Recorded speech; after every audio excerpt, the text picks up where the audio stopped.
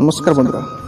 মথুরার কোলাহলপূর্ণ শহরে, যেখানে জীবনের প্রতিদিনের কোলাহল তার রাস্তায় প্রতিধ্বনিত হয়েছিল, সেখানে অরবিন্দ নামে এক ব্যক্তি বাস করতেন।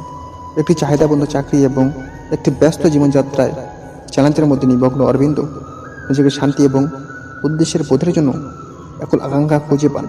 একদিন তার রুটিনের জটিলতাগুলি মোকাবিলা করার সময় অরবিন্দ ভাগবত গীতার একটি অনুলিপিতে হোঁচট খেয়েছিলেন।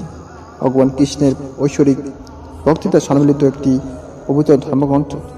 গভীর জ্ঞানের প্রতিশ্রুতিতে আগ্রহী হয়ে অরবিন্দ কৃষ্ণমূলের শ্লোকগুলি অধ্যয়ন সিদ্ধান্ত নেন। তিনি শিক্ষা নিমগ্ন হওয়ার সাথে সাথে কৃষ্ণমূলের রূপান্তরের শক্তি একটি সহজ অথচ গভীর উপায়ে প্রকাশ পেতে শুরু করেছিল। বিশৃঙ্খলাকে শান্ততে পরিণত করে কৃষ্ণের কথা অরবিন্দের সাথে অনুরোধিত হয়েছিল, যা তাকে জীবনের বিশৃঙ্খলার মধ্যে প্রশান্তি খুঁজে পেতে নির্দেশনা করেছিল। বিচ্ছিন্নতা এবং গ্রহণযোগ্যতা নীতিগুলি প্রয়োগ করে অরবিন্দ একটি সংমিশ্রিত মন নিয়ে চ্যালেঞ্জগুলির কাছে যেতে শিখেছিলেন। কর্ম এবং জীবনের ভারসাম্য। ভাগবদ্গীতা অরবিন্দকে তার পেশাগত দায়িত্ব এবং ব্যক্তিগত জীবনের মধ্যে একটি সুরেলা ভারসাম্য স্থাপনের অন্তর্দৃষ্টি প্রদান করেছে। কর্তব্য, ধার্মিকতা এবং ভক্তি সম্পর্কে কৃষ্ণের শিক্ষাগুলি দৈনন্দিন পছন্দগুলি মোকাবিলা করার জন্য একটি কম্পাস হয়ে উঠেছে। অভ্যন্তরীণ শান্তি লাল কৃষ্ণ মনে সান্ত্বনার উৎস হয়ে ওঠে। অরবিন্দকে অভ্যন্তরীণ শান্তি লালন করতে সাহায্য করে। তার রুটিনে ধ্যান এবং মানসিকতাকে অন্তর্ভুক্ত করে তিনি প্রশান্তি একটি গভীর অনুভূতি আবিষ্কার করেছিলেন, যা ভেতর থেকে উদ্ভূত হয়েছিল। সম্পর্কের রূপান্তর কৃষ্ণের শিক্ষা অরবিন্দকে তার সম্পর্কগুলিকে রূপান্তরিত করতে পরিচালিত করেছিল। নিঃস্বার্থ ভালোবাসা এবং বোঝাপড়ার উপায় মনোযোগ দিয়ে তিনি তার পরিবার এবং বন্ধুদের সাথে গভীর সংযোগ করে তোলেন।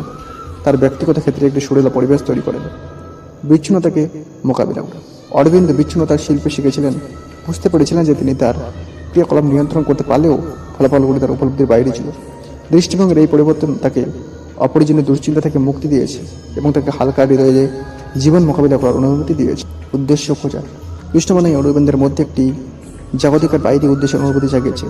তিনি আবিষ্কার করেছিলেন যে অর্থপূর্ণ জীবনযাপনের সাথে তার ক্রিয়াকলাপগুলি একটি উচ্চ উদ্দেশ্যের সাথে সারিবদ্ধ করে তার চারপাশের মধ্যে ইতিবাচকতা অবদান রাখা জড়িত।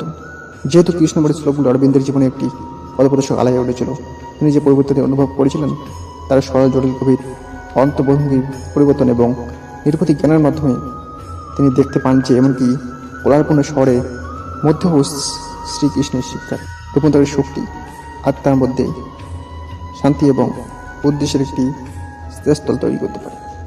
সুভদ্রা এরকম অবশ্যই ফেলতে চ্যানেল সাবস্ক্রাইব করে বসে। জয় বন্দে মাতরম। ভারত মাতা কি জয়।